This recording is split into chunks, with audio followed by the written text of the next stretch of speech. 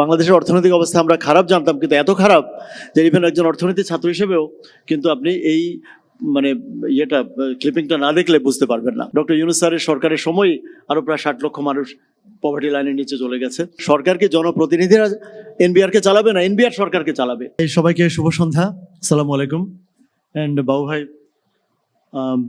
Thank you for organising such a nice programme. আমরা এনটিভিকে এবং আইএফআইসি ব্যাংকেও ধন্যবাদ। আমি শুরুতে বলতে চাই যে জনগণের যে প্রত্যাশা, আমরা ইউনিভার্সিটিতে যেহেতু স্টুডেন্টসদের সাথে ফ্যাকাল্টি মেম্বারদের সাথে ইন্টারাক্ট করি, আমরা নিউজ পেপার যারা পড়ি, যারা আমাদের সোশ্যাল স্পেসে ইন্টারাক্ট করি, তারা সবাই জানি জনগণ কি কি জিনিস চায়। অবশ্যই এটা খুব ইজি টু সে যে আমরা একটা বিজনেস ফ্রেন্ডলি, জনবান্ধব, একটা মানে low tax, high investment on education, health care, এগুলো এ ধরনের একটা বাজেট চাই।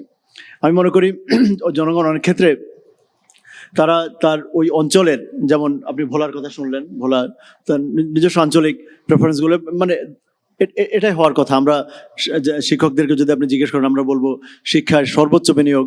ডিফেন্সের কাউকে জিজ্ঞেস করলে উনি বলবেন ডিফেন্সের বিনিয়োগ। আমি মনে করি বাংলাদেশের বর্তমান যে প্রিয়াম্বল আপনি যে দেখিয়েছেন আমাদেরকে, যে স্ট্যাটিস্টিক্সগুলো আমরা দেখলাম, যে বাংলাদেশের অর্থনৈতিক অবস্থা আমরা খারাপ জানতাম, কিন্তু এত খারাপ যে ইভেন একজন অর্থনীতি ছাত্র হিসেবেও কিন্তু আপনি এই মানে ক্লিপিংটা না দেখলে বুঝতে পারবেন না। যেমন এক্সপোর্ট ডিক্লাইন করছিল, আমরা দেখছিলাম যে গার্মেন্টসে প্রায় 14%, এখন ওভারঅল এক্সপোর্টে যদি 2% ডিক্লাইন করে, যেখানে আপনার মুভ ফরওয়ার্ড করার কথা বাংলাদেশে। এমনিতেই আমরা তো আসলে দরিদ্র দেশ, তাই না? যেখানে এত হাই আনএমপ্লয়মেন্ট, এত হাই পভার্টি, এক্সট্রিম পভার্টিতে শুধু ডক্টর ইউনূস স্যারের সরকারের সময় আরো প্রায় 60 লক্ষ মানুষ পভার্টি লাইনের নিচে চলে গেছে। তো যেখানে আমাদের going forward at a very fast pace দরকার, সেখানে যদি এক্সপোর্ট কমে যায় এক্সেপ্ট ফর রেমিটেন্স, অন্য সব জায়গায় আমরা দেখলাম যে খারাপ নিউজ।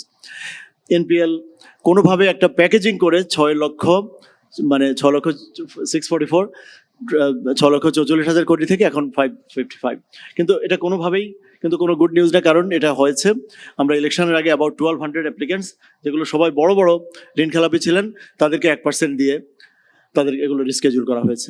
আমি হাতেম ভাইয়ের কথাগুলো থেকে আমি অনেকগুলো ইম্পর্টেন্ট জিনিস আমি মনে করি যে আমাদের আলোচনা করা দরকার বা জনগণের জানা দরকার।